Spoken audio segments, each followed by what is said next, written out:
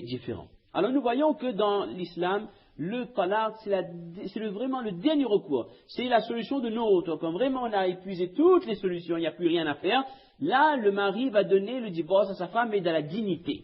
Dans une période où il n'aura pas approché sa femme, quand sa femme est en état de pureté, et il lui donnera un seul talaq. Et pendant le iddah, pendant la période où, les 3 périodes d'impureté, où la femme va rester sous le toit de son mari, et le mari s'occupera des dépenses de la femme, avec espoir qu'en vivant toujours ensemble, il y ait un retour d'amour, et il suffira d'un geste d'amitié, de tendresse, pour que le nikah soit reconduit immédiatement. Un talaq sera déjà perdu, mais le nikah sera reconduit. Donc l'islam a tout fait pour que l'homme s'entende avec sa femme. Et on est à des années-lumière de certains faits d'actualité qu'on m'a raconté hier. Il paraît que du côté de l'Afghanistan, où il y aurait des talibans, est-ce que ces gens-là existent, ou alors ça existe que dans la télé, wallahu a'lam, le cas d'une femme qui était mariée de force à un homme. Déjà, le mariage de force n'existe pas dans l'islam. Lorsqu'un papa amène une demande pour sa fille, la fille doit absolument donner son approbation, son accord. Et là, si elle ne parle pas, ça veut dire qu'elle est d'accord. Mais si elle dit non, le papa ne peut pas. C'est contraire au principe de la religion que de marier de force sa fille avec un homme. Donc là, déjà, ils ont faux. Donc, dans un cas de mariage arrangé, ça c'est ce qui s'est passé apparemment là-bas en Afghanistan, la femme a fui le foyer, elle s'est enfuie. Et donc après, là-bas, il y a beaucoup d'histoires de tribus, ils l'ont rattrapée, ils l'ont battue, je sais pas quoi, on l'a même torturée, coupé le nez, coupé les oreilles, je ne sais pas quoi, on m'a raconté. On a essayé de défigurer cette personne et on l'a laissée pour morte. Mais elle n'était pas morte, elle a été récupérée par d'autres personnes qui ont mis les projecteurs, mais à fond sur ce fait, sur cet événement, pour essayer de donner, encore une fois, une image extrêmement négative de la religion. Donc il y a la désinformation, ça on n'est pas dupe. Il y a la désinformation, ils vont chercher le moindre petit faux pas dans une tribu éloignée de je ne sais pas quel village, dans un trou perdu, pour essayer de mettre en avant ça et dire que voilà ce que l'islam radical enseigne aux musulmans. Mais réellement, nous voyons que dans toutes les communautés, dans toutes les populations, que ce soit dans ces pays, que ce soit dans les pays africains, dans les pays asiatiques, dans les pays européens, très, très souvent, nous mélangeons la religion, le culte, donc la religion avec les cultures, et surtout dans les relations avec les femmes, nous n'avons pas la patience qu'un homme doit avoir avec son épouse. Rappelez-vous, l'année dernière, on citait ce hadith, lorsque le prophète alayhi salatu wassalam avait dit « Ahsanukum li ahli, wa ana ahsanukum li ahli » Les meilleurs parmi vous, ce sont ceux qui agissent le mieux avec leur famille, c'est-à-dire quand on parle de famille, c'est l'épouse et les enfants. Et moi, je suis, le prophète sallallahu alayhi wa sallam qui parle, moi je suis celui qui agit le mieux avec ma famille. Ça, c'est l'exemple prophétique dans les rapports de la vie de tous les jours avec l'épouse. Et cette histoire, cette anecdote qu'on avait racontée l'année dernière également, que lorsque le prophète alayhi salatu wassalam était chez une de ses épouses, alors il y avait une autre épouse qui a amené un récipient de nourriture. Et cette autre épouse, je n'ai pas le hadith sous les yeux pour pouvoir vous dire les noms, c'était celle qui cuisinait le mieux. Elle avait fait un repas que le prophète aimait particulièrement. Alors la femme qui accueillait le prophète ce soir-là, elle était vexée de voir que l'autre envoie un plat certainement plus copieux que ce qu'elle avait préparé. Imaginez que vous êtes chez vous, on avait déjà donné l'exemple l'année dernière, c'est juste un rappel. Imaginez que vous êtes chez vous à la maison, il dit madame, mais qu'est-ce qu'on mange ce soir? Elle dit écoute, fous la paix là il mange pâte. Ou alors chauffe un morceau de pain de beurre, il mange, je suis fatigué. Et en parallèle, votre sœur, qui cuisine extrêmement bien, elle a fait un super repas, elle l'envoie. Alors votre épouse, elle est jalouse, elle est énervée. Alors moi, j'ai pas cuisiné ça, et elle ose envoyer quelque chose, et tout, etc. Donc, il y a eu ce conflit. L'épouse fut prise de jalousie, et elle a pris le récipient de nourriture de la main du petit garçon qui avait amené, elle a jeté le récipient devant le prophète sallam, la nourriture fut perdue, et le bol cassé en 1000 morceaux. Et là, voyez la réaction du prophète Mohammed Mustafa sallallahu alayhi wa sallam.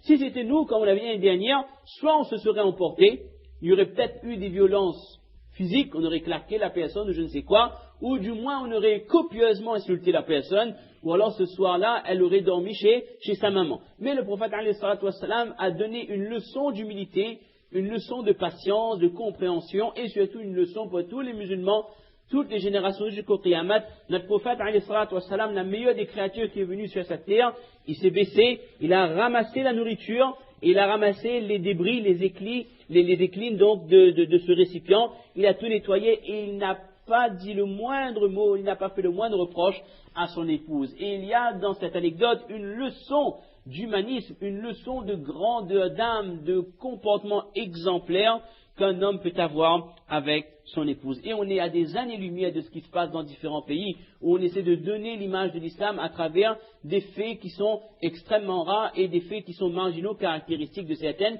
populations qui suivent plus les habitudes tribales que la charia. Et puis après cela, si on a fait déjà nos 10 minutes, après Allah Azza wa Jal, il continue, Allah Azza wa Jal, wa'budullaha wa la tushriku bihi shay'a, et là il y a les ordres. Allah Ta'ala ordonne aux musulmans d'adorer Allah seul, de ne pas faire le shirk, et juste après Allah Azza wa Jal, juste après l'ordre de ne pas faire le shirk, Allah Ta'ala rappelle wabil walidayni ihsana, de bien agir avec vos parents. Et souvent dans le Coran, lorsqu'Allah Ta'ala ordonne de l'adorer lui uniquement et de ne pas lui associer d'autres êtres, ne pas faire le shirk, immédiatement après il y a le droit des parents. Allah Ta'ala met le droit des parents juste après le droit d'Allah subhanahu wa ta'ala. Et ensuite vient wabidhil qurba. Allah Ta'ala rappelle aux musulmans le droit de la famille, le droit des orphelins, le droit des pauvres, des voisins, les voisins qui sont proches et les voisins qui sont éloignés. Tout ça, mes chers frères, fera de nous de bons musulmans. Si nous avons répondu présent dans la salat, nous répondons présent au moment où on doit être là pour le culte, pour la relation directe avec Allah, mais si on néglige nos devoirs en tant que papa, en tant que mari, en tant que tonton, en tant que voisin, etc., ben nous ne serons jamais de vrais musulmans, nous n'aurons jamais la foi complète, car mes chers frères, l'islam c'est un tout. Qu'Allah nous accepte, et permettez-moi de terminer avec ce merveilleux hadith rapporté par Imam Ahmed, pour montrer qu'un voisin se doit de se faire du souci pour son prochain. La yashba'ur rajulu duna jarihi. Il est inconcevable qu'un musulman ait le ventre plein le soir alors que son voisin n'a rien à manger. Qu'Allah nous accepte, il nous donne la possibilité dans ce mois de Ramadan de renouer un petit peu les relations avec nos épouses, de montrer le meilleur de nous-mêmes, le meilleur des comportements, le comportement qu'on a pu avoir lorsque on lui faisait des avances, ou alors les premiers jours de mariage, lorsqu'on était un prince charmant, maintenant on est devenu une brute, un Shrek ou je ne sais quoi, on essaie de revenir vers ces comportements nobles qui ont fait qu'on a pu séduire cette femme. Et dans notre famille aussi, on a un comportement correct, exemplaire, avec nos voisins, les voisins proches, les voisins éloignés. Et dans le tafsir du Coran, on parle des voisins qui sont musulmans, également des voisins qui ne sont pas musulmans, le respect de ces voisins. Moi, ça m'a dit que tellement Jibril insistait sur le droit des voisins que j'avais peur qu'à un moment donné, il dit que le voisin a une part d'héritage également. Et là, si on parle de voisinage, n'oublions pas que nous sommes dans une mosquée, nous avons des maisons tout autour, des gens qui sont de différentes confessions, ce sont nos voisins également. Et le droit, c'est qu'on respecte le moment de repos, donc quand on vient à la masjid, quand on sort de la masjid, on fait en sorte de ne pas déranger les gens. Si on va parler à voix haute, on va s'attrouper auprès des maisons, des portails, des autres personnes. De un, on est en train de faire un péché grave, on est en train de nuire à nos voisins, et en plus, on risque de donner une image extrêmement négative de la religion. Les personnes, ils se disent que voilà, les musulmans, ils font comme ça, ils font leur prière, mais ils sont égoïstes, ils nous perturbent, on ne peut pas dormir, etc.